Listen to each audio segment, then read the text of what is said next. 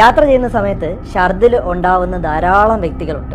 അപ്പോൾ ഇതിൻ്റെ ഒരു പരിഹാര മാർഗം പറഞ്ഞു തരട്ടെ. ഇതെന്തുകൊണ്ടാണ് ആദ്യം ഉണ്ടാകുന്നതെന്ന് പറയാം. അതായത് നമ്മൾ യാത്ര ചെയ്യുന്ന സമയത്ത് നമ്മൾ സാധാരണഗതിയിൽ നമ്മുടെ കണ്ണ് എവിടെയെങ്കിലും സ്റ്റേഷനറി ആയിട്ടുള്ള അല്ലെങ്കിൽ അനങ്ങാത്തൊരു സ്ഥലത്തായിരിക്കും നമ്മൾ നോക്കുന്നത്. പക്ഷെ നമ്മുടെ ചെവിക്കറിയാം, അല്ലെങ്കിൽ നമ്മുടെ ബ്രെയിനറിയാം നമ്മുടെ വണ്ടി മൂവ് ചെയ്തുകൊണ്ടേയിരിക്കുന്നത്. ബ്രെയിനിന് ഒരു കൺഫ്യൂഷൻ ഉണ്ടാവും. ഇത് കാരണമാണ് ഛർദിലുണ്ടാവും. അപ്പോൾ ഇതെങ്ങനെ അവോയ്ഡ് ചെയ്യാം? നമുക്ക് ഒന്നാമതായിട്ട് ഫ്രണ്ട് സീറ്റിൽ ഇരിക്കാൻ പറ്റുമെങ്കിൽ അതാണ് ഏറ്റവും നല്ലത്. പിന്നെ നമ്മുടെ കണ്ണെപ്പോഴും നോക്കേണ്ടത് സ്ട്രെയിറ്റ് ആയിരിക്കണം.